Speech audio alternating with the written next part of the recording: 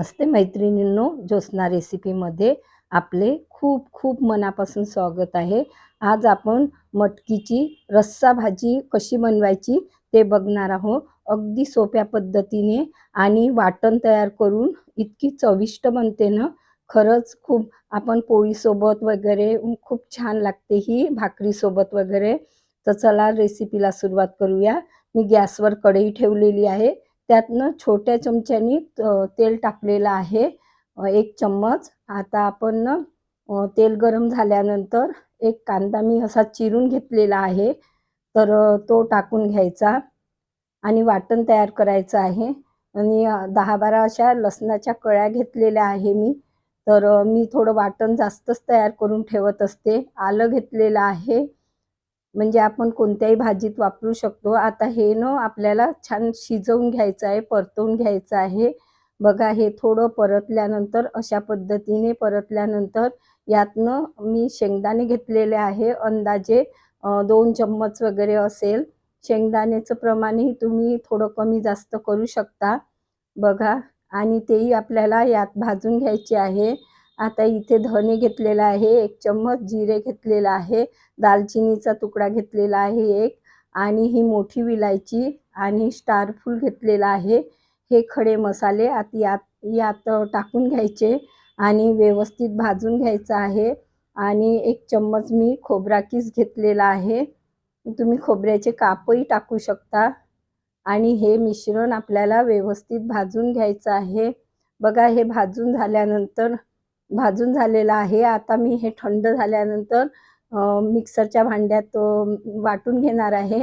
इथे मोठ घेतलेली आहे, मी रात्रभर भिजत घातली होती आणि मग 5-6 तासासाठी हिला ना एका कापडात बांधून घेतलेली होती। बघा मग छान कोंब आलेले आहे। त्यानंतर मी तिला ना एका चाळणीत काढून घेतली धुवून व्यवस्थित। आता मी गॅसवर कढई ठेवलेली आहे, त्यातनं 2 चमचे तेल गरम करून घेतलेलं आहे। 1 चम्मच जिरं टाकलेलं आहे आणि मोहरी, जिरं मोहरी तडतडल्यानंतर आपल्याला एक कांदा चिरून घेतलेला आहे तो घालायचा आणि कढीपत्ता। कांदा छान परतवून घ्यायचा आहे। अशा पद्धतीने शिजवून घ्यायचा आहे। कांदा थोडा शिजत आला त्यानंतर आपल्याला यातनं आपल्याला आलं लसणाची पेस्ट टाकून घ्यायची आहे। कांदा न व्यवस्थित शिजल्यानंतर थोडं मी 1 चम्मच आलं लसणाची पेस्ट टाकून घेतलेली आहे आणि जे वाटण तयार केलेलं होतं ना ते मी 2 चम्मच टाकत आहे। खूप जास्तही टाकायचं नाही। तुम्हाला घट्ट रस्सा हवा असेल तर थोडं जास्त टाकू शकता, पण एकदम घट्टही बरा वाटत नाही, थोडं पातळ असला तर छान वाटतो। तर मी ना 2 चम्मच वाटण टाकून घेतलेलं आहे। लक्षात ठेवायचं की हे वाटण ना आपलं छान तेलामध्ये शिजलं पाहिजे आणि हे मिश्रण आपण आलं लसूण वगैरे कच्चं राहिलं नाही पाहिजे, नाहीतर भाजीची चवी व्यवस्थित वाटत नाही किंवा चव व्यवस्थित येत नाही। बघा मिश्रण शिजल्यानंतर आता आपल्याला यात हे मसाले टाकून घ्यायचे आहे। 1 चम्मच मी तिखट घेतलेला आहे, अर्धा चम्मच हळद, 1 चम्मच धने पावडर, अर्धा चम्मच जिरे पावडर आणि चवीपुरतं मीठ घेतलेलं आहे, हे घालून घ्यायचं। तुम्ही गरम मसाला पण टाकू शकता, परंतु मी ना ते वाटण टाकलेलं होतं ना म्हणून मी गरम मसाला टाकलेला नाही, जास्त स्ट्रॉंग फ्लेवरचं होतं। मिश्रण छान शिजल्यानंतर आता पहा मी टमाटर टाकलेलं आहे, 1 टमाटर, म्हणजे मसालेही जळत नाही आणि मिश्रण छान तयार होतं। आता आपल्याला याला ना छान परतवून घ्यायचं आहे, व्यवस्थित शिजवून घ्यायचं आहे। आता मी हे 1-2 मिनिटापर्यंत बघा असं शिजवलं।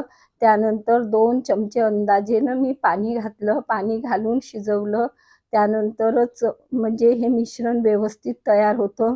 तुम्ही जेवढं व्यवस्थित हे मिश्रण शिजवाल ना तेवढी तुमची भाजीची चवी छान बनते। बघा हे मिश्रण असं मऊसूत शिजलेलं आहे। आता यानंतर मी ही धुवून घेतलेली मटकी ही टाकून घ्यायची आहे आणि मग छान व्यवस्थित परतवून घ्यायचं आहे। या पद्धतीने भाजी बनवाल ना खरंच खूप छान बनत असते। बघा अशा पद्धतीने परतवून घ्यायचं आहे. पाणी टाकायची घाई करायची नाही कधी पण भाजीमध्ये. आता हे मसाल्यांमध्ये हे मुरलं पाहिजे. भाजी बनवताना पाणी टाकायची घाई करायची नाही. बघा मी बिना पाणी टाकूनच याला 3-4 मिनटं असं मंद हीटवर शिजवून घेतलेलं आहे. बघा असं परतवून घ्यायचं. आता हे कसे मसाले यात म्हणजे शोषून घेतलेलं आहे. त्यानंतर गरमच पाणी वापरायचं म्हणजे भाजीची शिजण्याची प्रोसेस ही थांबत नाही. मी गरम पाणी टाकून घेतलेलं आहे. तुम्हाला किती म्हणजे रस्सा पाहिजे त्यानुसार गरम पाणी टाकायचं आणि झाकून 2-3 मिनटं शिजवून घेतलेलं आहे. बघा भाजी छान शिजलेली आहे. आता मी कोथिंबीर टाकून घेते. छान भरपूर कोथिंबीर टाकून घ्यायची. बघा मस्त आपली झणझणीत अशी रस्सा भाजी मटकीची तयार झालेली आहे. कशी वाटली तुम्हाला माझी पद्धत? नक्की ट्राय करा आणि कमेंट्स करून कळवा. पुन्हा भेटू नवीन व्हिडिओसोबत. तोपर्यंत मस्त राहा, खुश राहा, आनंदी राहा, हेल्दी राहा आणि नवीन नवीन पदार्थ बनवून खात राहा. धन्यवाद.